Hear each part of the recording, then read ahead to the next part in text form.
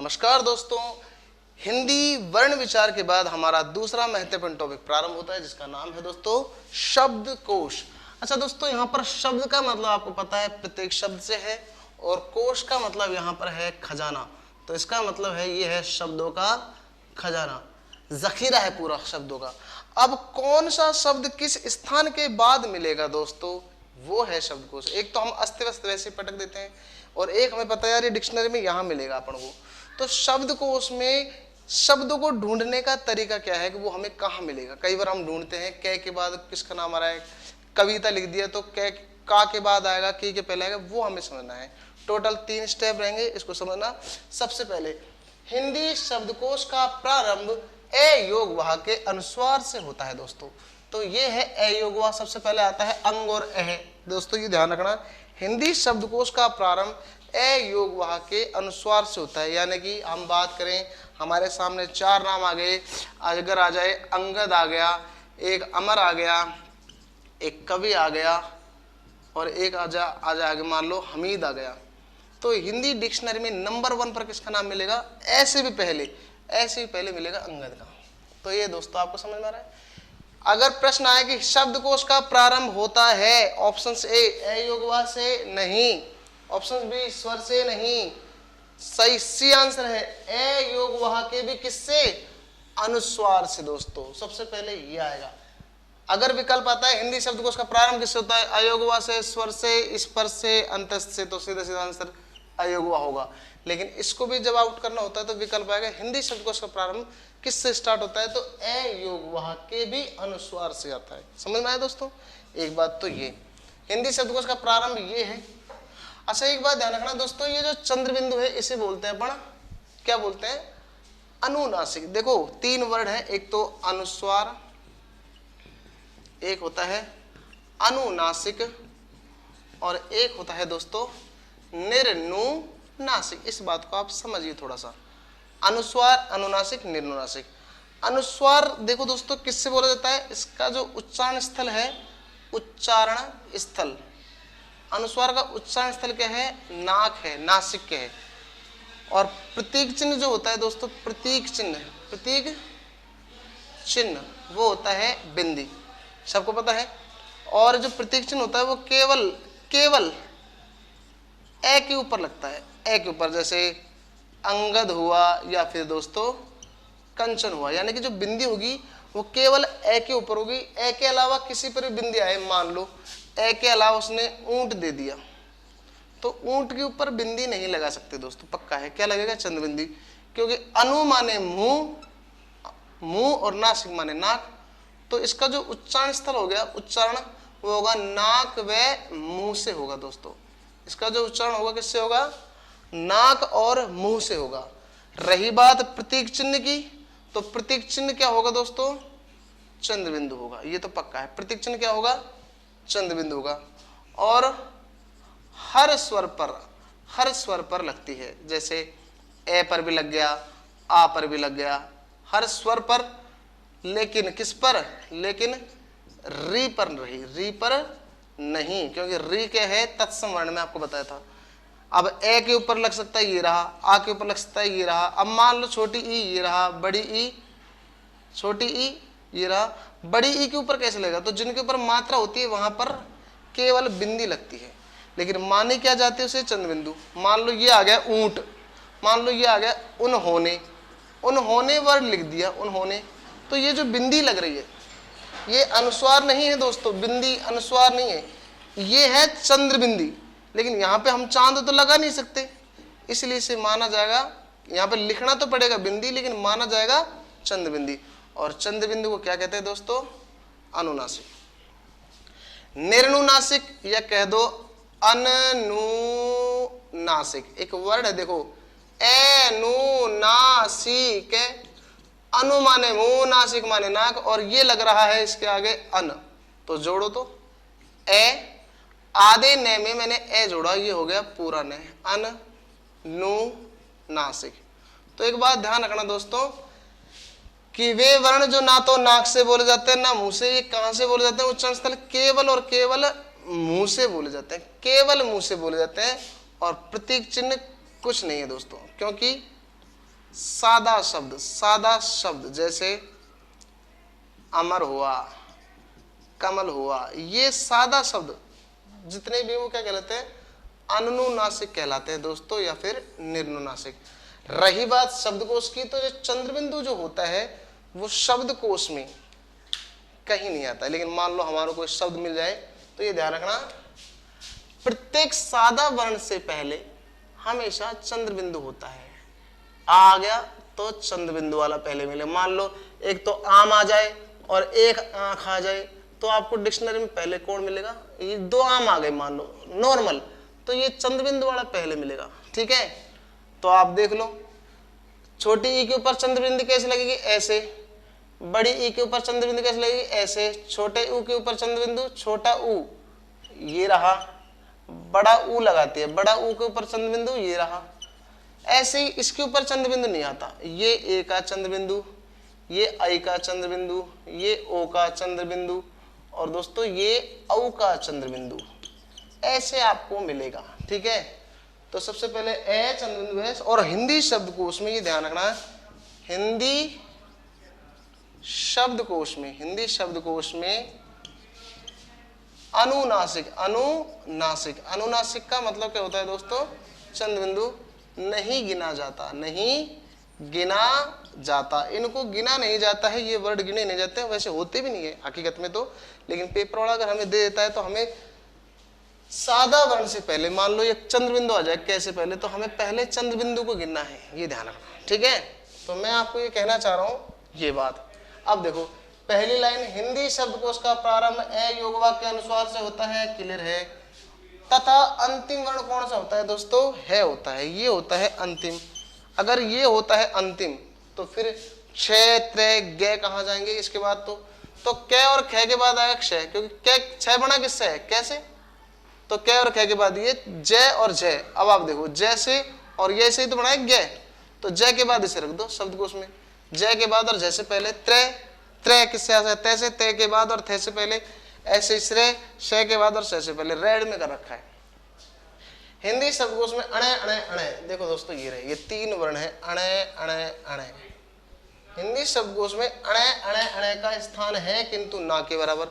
ना के बराबर इसलिए क्योंकि हिंदी में इनसे शुरू होने वाले शब्द बहुत कम है, जैसे जंत है, ओमकार है। कुछ लोग कहते हैं कि डिक्शनरी में मिलेगा ही नहीं, क्योंकि इनसे कोई शब्द शुरू नहीं होता ना, इसलिए। भाई अगर मुझे मान लो मेरा नाम दीपक है तो मुझे दे की लिस्ट में ढूंढोगे, अब अणे से तो कोई वर्ण स्टार्ट ही नहीं होता, तो इसलिए कुछ विद्वानों ने कहा नहीं होते, लेकिन होते हैं दोस्तों, इसीलिए लिखा है हिंदी शब्दकोश में अणे अणे अणे, इन्हें प्राकृत नासिक के बोलते हैं। वर्णों का स्थान है किंतु ना के बराबर है, और हिंदी शब्दकोश में अनुस्वार को गिना ही नहीं जाता है दोस्तों।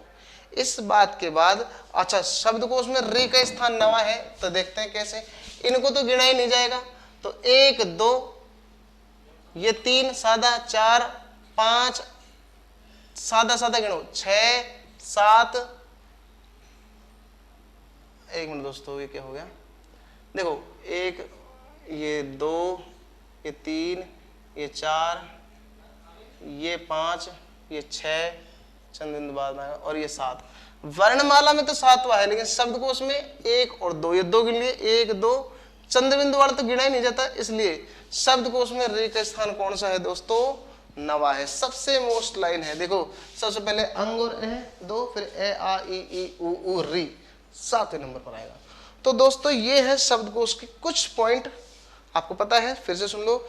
शब्दकोश का प्रारंभ अनुस्वार से होता है, शब्दकोश का एंड है पर होता है, री का स्थान शब्दकोश में नवा है, चंद्रबिंदु वाले वर्णों को गिना नहीं जाएगा। और एक बात ध्यान रखना, अणे अणे अणे का हिंदी शब्दकोश में स्थान है, लेकिन किसके बराबर है, ना के बराबर है। एक बात। दूसरी बात दोस्तों मैं आपको ये कहना चाह रहा हूं कि शब्दकोश में जो है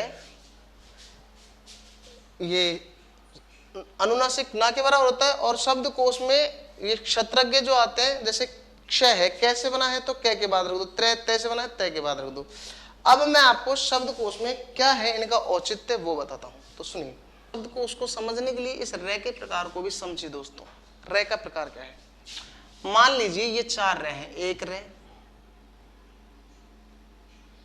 ये हो गया दूसरा रे, ये हो गया तीसरा रे और ये हो गया चौथा रे। तो ये ध्यान रखना है इनकी विशेषताएं क्या है। ये जो रे होता है ये वाला ऊपर, ये कैसा होता है दोस्तों, अधूरा। जैसे के रे में ये आधा है तो आधा वर्ण हमेशा अगले के सर पर होता है, जैसे कर्म। ठीक है, इसका एक वर्ड लिख देता हूं राम, ये सारे पूरे हैं, राष्ट्र। अच्छा, अगर ये पूरा है, ये रे पूरा है, तो ये ध्यान रखना हिंदी में जो दिख रहा है पूरा वो होता है अधूरा। इसका अगर मैं विस्तार से करूं तो ये रा, ये आधा से और ये जुड़े हुए हैं ट्रे, तो ये रे पूरा है तो ये रे पूरा है। इसका मतलब ये कैसा है, टे, ये अधूरा है। हिंदी में जो दिख रहा है पूरा वही है अधूरा। ठीक है, मान लो मैंने लिखा है ड्रम, लिखा है ड्रम, तो आपको पता होना चाहिए कि ड्रम में ये डे तो अधूरा है क्योंकि ये दिख रहा है पूरा, और ये जो रे है ये है, ये डे अधूरा है और रे कैसा है, पूरा है। रे कैसा है, पूरा है, क्योंकि अधूरा कौन सा होता है, केवल ये रे। हे ऊपर वाले तू अधूरा है, भगवान से कहते हैं ना, हे ऊपर वाले तू अधूरा, तो ऊपर वाला रे अधूरा होता है, बाकी सारे पूरे होते हैं दोस्तों। तो ये हो गया ड्रम। अगर मैं इसे लिखूं प्रदीप, ये लिख दिया, तो अपन को शब्द को उसके अनुसार लिखना है। प्रे को धीरे बोलो, पर, परदीप, पर दीप।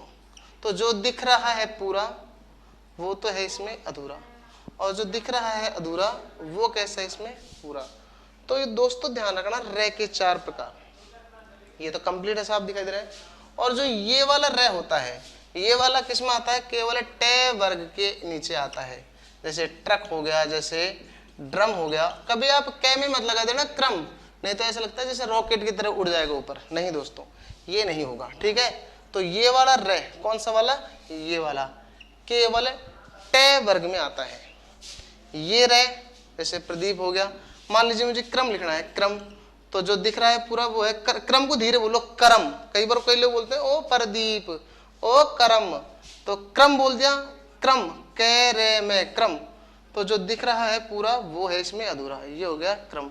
शब्द कोश में रे के प्रकार होना जरूरी है। देखो चारों क्वालिटी, ये पूरा है, ये टे वर्ग में आता है, ये सब में आता है, ये अधूरा होता है। ठीक है, अब हम बात करते हैं शब्दकोश को कैसे करते हैं दोस्तों। तो शब्दकोश को करने का तरीका सुन लीजिए। शब्दकोश को समझने के लिए आपको 4 स्टेप सीखने पड़ेंगे, छोटे छोटे से स्टेप हैं, तनिक उस पर ध्यान दीजिएगा। शब्दकोश को समझने के लिए 4 स्टेप, इसको बैठाते हैं। STEP, step first. Step first सुनो दोस्तों, मैंने 4 नाम लिखे, दीपा लिख दिया, अंजू लिख दिया और साहिल लिख दिया, 5 लिख देता हूँ, एक हरिओम लिख दिया और एक लिख दिया मैंने अमर। तो आपको पूरा क्रम याद होना चाहिए, अंग, ए, फिर स्वर, फिर क्या क्या गए। तो रोल नंबर 1 कौन हो गया इसमें, ये रोल नंबर फर्स्ट हो गया, क्रम से जमा रहे हैं। तो ये हो गया सेकंड। अब क्या आएगा दोस्तों, कै खे गए घेने के ते थे दे देने, फिर आएगा ये तीसरा, क्योंकि क्या क्या नहीं है अब है और से में से, ये तो शब्दकोश का लास्ट है। और ये आएगा दोस्तों चौथा। तो शब्दकोश में सबसे पहले हमें ए आ को लेना है, फिर कै खे गए घेने की लाइन को, वो नहीं है तो फिर ते थे देने की लाइन को, ये आगे दे, ऐसे होता है। अब मैं एक प्रश्न आपके लिए छोड़ता हूं। मान लीजिए शब्दकोश में राज्य हो गए, जिले हो गए अलवर, जयपुर, दौसा, और जैसे एक और लेता हूं, हाँ दौसा, इसके बाद एक और लेता हूं, मान लो मैं बीकानेर ले दिया। पहले इनको देख लेते हैं, स्टेप फर्स्ट है इसलिए। नंबर 1 पर अलवर आ गया। ठीक है, नंबर 2 पर अगर हम बात करते हैं तो इनमें से कौन सा है, ए आ ई खत्म, अब कै खे गए गेणे, फिर चे छे जय, तो जयपुर, इसमें इनमें से तो जयपुर सेकंड पर हो गया। चे छे जय जयणे, फिर ते थे दे दे, दौसा थर्ड, फिर पे फे बे, ये बीकानेर 4। तो ये ध्यान रखना दोस्तों, स्टेप फर्स्ट क्या कहता है कि आपको क्रम के आधार पर पता होना चाहिए कौन सा नाम पहले आ रहा है। ठीक है, अच्छा जी, ये स्टेप फर्स्ट। स्टेप 2 क्या कहता है, स्टेप 2 कहता है दोस्तों कि सभी नाम एक ही वर्ण से प्रारंभ हो जाए। मान लीजिए मैं कै वाला लेता हूं, एक तो मैंने लिख दिया कर्म, एक लिख दिया बोल दिया मैंने कांवड़, एक लिख दिया मैंने कृत, कर्तरी लिख दिया मान लो, और एक लिख दिया मैंने लिए क्या, और एक लिख दिया मैंने दोस्तों कंस। इसको समझना, ठीक है, इसको समझना आप गौर से। हिंदी शब्दकोश में सबसे पहले कौन आता है? बिंदी। तो ये हो गया रोल नंबर फर्स्ट। एक बात और ध्यान रखना, जो अधूरा होता है वो लास्ट आता है, ये ध्यान रखना। जो भी वर्ण अधूरा होता है, लेकिन क्रम से देखना। पहले इसको वैसे लिख के देखते हैं क्रम, कै पूरा आएगा, रे आधा है और मैं, ऐसे लिखते हैं क्रम। कांवड़ सही है, इसमें कोई दिक्कत नहीं। कर्तरी में ये कै है और ये क्या है? री है, स्वर है, कै री। इसमें ए छोटा है, आधा है। फिर तय, कै, देखो इसको फिर से सुनो, ये कै आधा है और ये रे इसमें जुड़ा हुआ है, कर। अब रे की आवाज आ रही है तो रे लिखो, ये रे पीछे जाएगा। फिर तय और ए, क्री रे तय, कृत। इस वर्ड को गलत लिख दिया मैंने, इसको फिर से समझते हैं। मान लो मैंने कृति लेने दो, बाद में देखेंगे।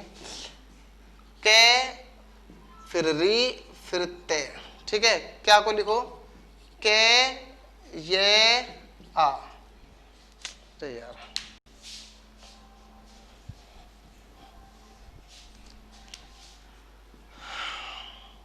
कृत,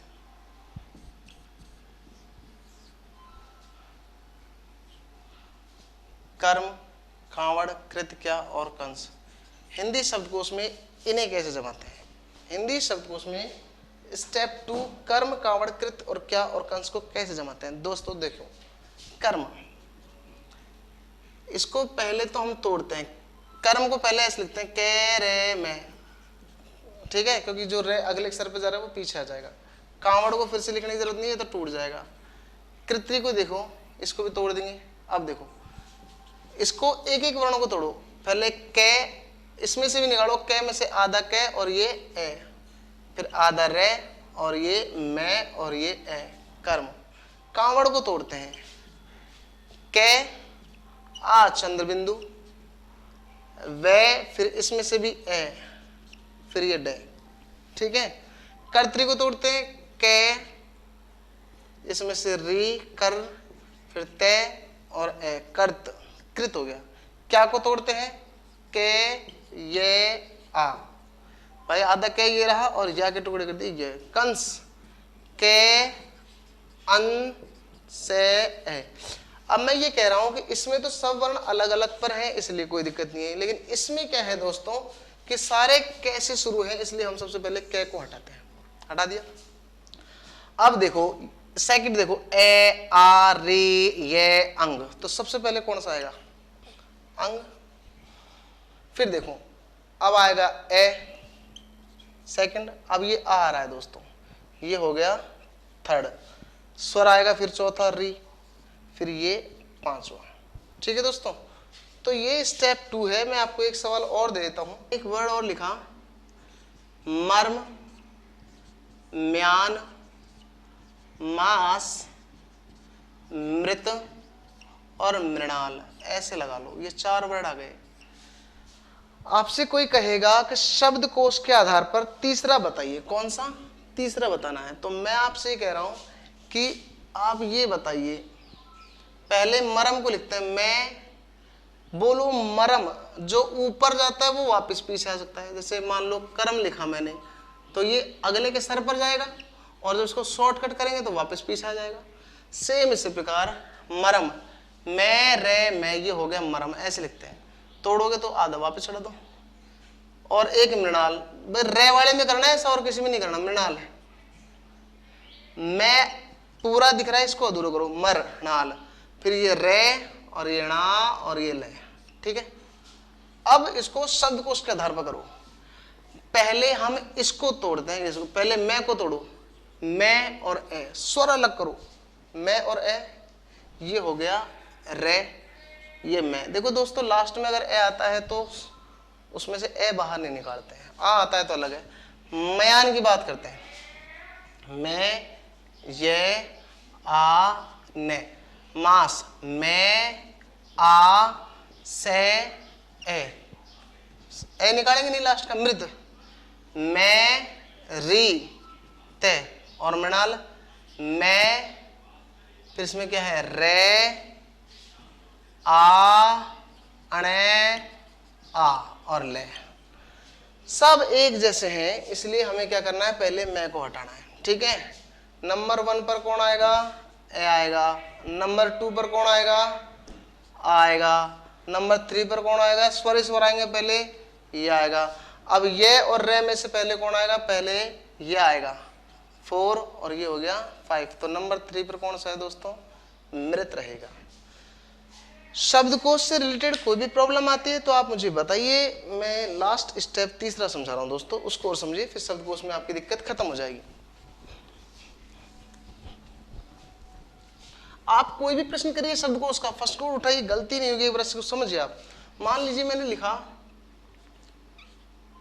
क्यारी, लिख दिया क्यारी, ये तीसरा स्टेप है। क्षमा, श्रृंगार, अजय, और मैंने लिख दिया कंस, सिंपल सिंपल वर्ड। तो सबसे पहली बात तो ये क्यारे के टुकड़े करते हैं, तो के आधा है इसमें, फिर ये और आ या, और ये रे और ई। ठीक है दोस्तों, बड़ी ई है। क्षमा, अब आप ये बताइए क्षमा किससे बना है, के से और आ से बना है, क्योंकि के और से मिलकर से बना है, तो ये ए लग रहा है, ए आएगा, के से ए। ठीक है, और मैं और आ। श्रृंगार, ये है इंपॉर्टेंट, श्रृंगार। देखिए दोस्तों, श्रृंगार में जो ये है, आधा तो से है, आधा से ये रहा, और एक री जुड़ रहा है। ठीक है, आधा से और री है, तो ये है आधा से और ये है री, इसमें ए नहीं है, री, इसमें रे भी नहीं है। गे और आ और रे, श्रृंगार। अजय, सिंपल है, ए जे ए ये। कंस, के अन से और ए। तो दोस्तों सबसे पहली बात इसमें आएगा अजय, फर्स्ट। अब इसमें कई के हैं, ये तीनों के हटा दो, हटा दिया तो ये आएगा अंग की वजह से सेकंड। ये रे लेवे, यस, फिर ये से आएगा, से पहले ये आएगा, ये रे लेवे, ये आएगा थर्ड, और ये आएगा फोर्थ। रही बात से की, तो दोस्तों ये आएगा 5। शब्दकोश में आपको कोई भी प्रॉब्लम आती है तो प्लीज हमें कमेंट कीजिए। इसके बाद हम नेक्स्ट टॉपिक डालेंगे जिसका नाम होगा संधि। आज के लिए इतना ही काफी है।